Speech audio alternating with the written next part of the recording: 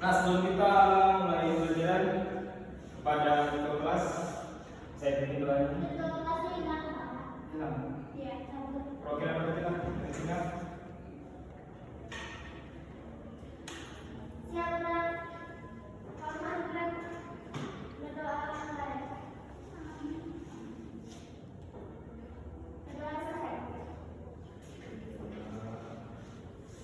Nah, di pertemuan kita kali ini kita akan membahas yaitu pengenalan kecerdasan buatan atau disebut dengan AI. Di tujuan belajar kita pada hari ini di pertemuan kita yaitu pertama itu pengertian AI, memahami dasar-dasar kecerdasan buatan, sejarah, mengenal pengembangan AI dari masa ke masa, jenis-jenis AI, membedakan berbagai kategori AI, penerapan AI, melihat contoh nyata dalam kehidupan sehari-hari, apa dan apa dampak AI ini dalam menghindari konsekuensi positif dan negatif dari AI itu. Nah, kita akan bahas yang pertama itu dari pengertiannya ya, dari definisinya. AI ini adalah teknologi yang memungkinkan mesin meniru kemampuan manusia berpikir, belajar, dan mengambil keputusan. Maksudnya itu AI ini dia itu mengambil konsep dari cara berpikir manusia, dari cara otak manusia. Dia itu mencontohkan agar bisa membuat atau mengambil suatu keputusan. Contoh sederhananya itu asisten virtual seperti Siri dan Google Assistant adalah contoh AI yang paling dekat dengan kita. Banyak kan di HP-HP sekarang banyak menggunakan sistem Google ini, sistem Google. Sejarah singkat dari AI ini, di tahun 1950, Alan Turing mengusulkan tes Turing sebagai standar AI. Terus di tahun 1956 istilah artificial intelligence lahir di Dartmouth Conference. Di tahun 2000-an AI berkembang pesat dengan machine learning dan deep learning. Di era sekarang ini itu sudah berkembang pesat AI ini. Juga di industri, di pendidikan juga ada. Jenis-jenis AI. Jenis-jenis AI ini ada 3 jenis ya. Yang pertama itu ada AI lemah atau narrow AI yang hanya bisa melakukan tugas tertentu, contoh Google Translate. Itu termasuk dari contoh AI yang lemah. AI kuat, general AI, bisa berpikir seperti manusia, belum sepenuhnya tercapai. Contohnya itu bisa kita ambil dari DeepSeek yang terbaru dan juga ChatGPT, Perplexity, apa lagi? Blender, ya Black Box, ada lagi? Ini Cloud, ada lagi nggak? Banyak. Nah, terus yang ketiga itu ada AI super, kecerdasan buatan yang melebihi kecerdasan manusia, masih imajinatif. Biasanya ini itu AI yang dibuat khusus tempakan. Itu yang AI super contohnya. Teknologi pendukung AI, machine learning, mesin belajar dari data. Itu contoh pendukungnya. Terus ada juga deep learning, belajar dengan jaringan saraf tiruan.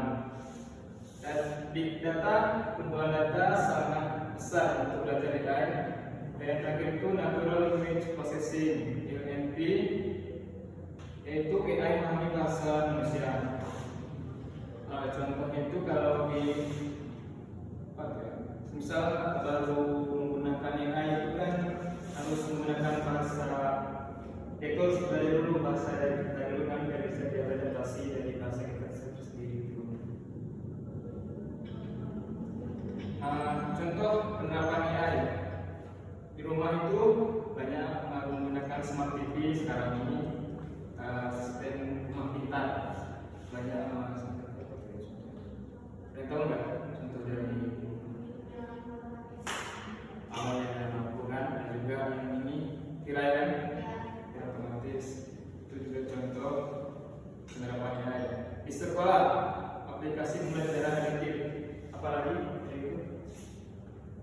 sekolah?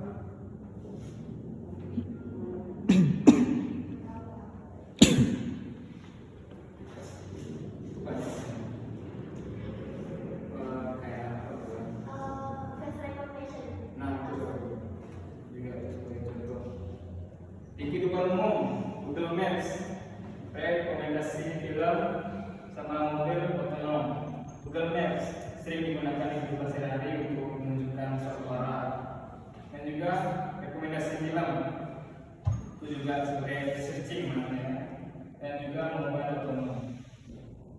Di dalam dunia medis, diagnosa penyakit menggunakan AI. Contohnya apa? Konsen. Ini USG yang selalu kan nanti di jalan-jalan biasanya nanti dia diagnosa dan apa. sistem bakar juga. Contohnya aplikasi sistem bakar tuh. Kalau itu juga beberapa AI yang medis. Lanjut ke bidang apa? Positif AI. Mempermudah pekerjaan seperti mengurangi beban tugas repetitif manusia. Sekarang banyak menggunakan AI di dunia pekerjaan, apalagi di industri perkantoran ataupun industri bahan pangan. Terus efisiensi dan operasi meningkatkan kecepatan pekerjaan. Itu efisiensi dan operasi. Itu pun tergantung dari cara kita untuk menggunakan bahasa, masukkan ke AI-nya agar bisa memahami apa yang kita maksud gitu kan. Dan juga edukasi dan kesehatan, membantu pembelajaran dan diagnosis medis. Nah, dampak negatif dari AI menggantikan pekerjaan, potensi menggantikan tugas manusia.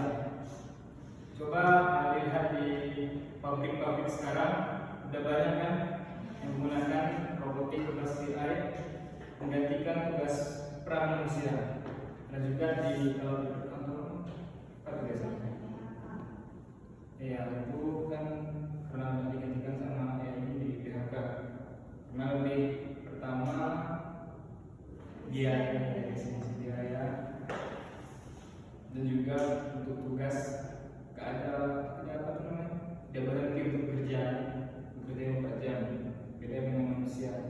Terus yang kedua ketergantungan manusia menjadi sangat bergantung pada teknologi. Di dunia belajar juga banyak menggunakan AI ini untuk mengerjakan tugas sekolah. Yang ketiga itu privasi dan keamanan, risiko kebocoran data dan masalah keamanan. Kalau salah juga menggunakan AI ini bisa terjadi kebocoran data pribadi di smartphone atau di gadget kita. Nah, mungkin itu saja materi kita untuk hari ini. Nanti Bapak bagikan kelompok, ada 3 kelompok nanti yang Bapak bagikan, kerjakan nanti di rumah, minggu depan dipresentasikan. Nah, itu saja mungkin ya untuk kesimpulan materi kita hari ini. AI adalah teknologi yang hebat, memiliki potensi besar untuk mengubah masa depan kita. Penting bagi kita untuk mempertimbangkan implikasi etikanya sebagai generasi mendatang, memiliki peran penting dalam memahami dan membentuk AI agar membawa manfaat yang maksimal. Itu untuk materi kita pada hari ini. Mohon dipelajari ya di rumah. Dan juga bisa dilihat contoh-contoh AI ini menggunakan HP juga bisa.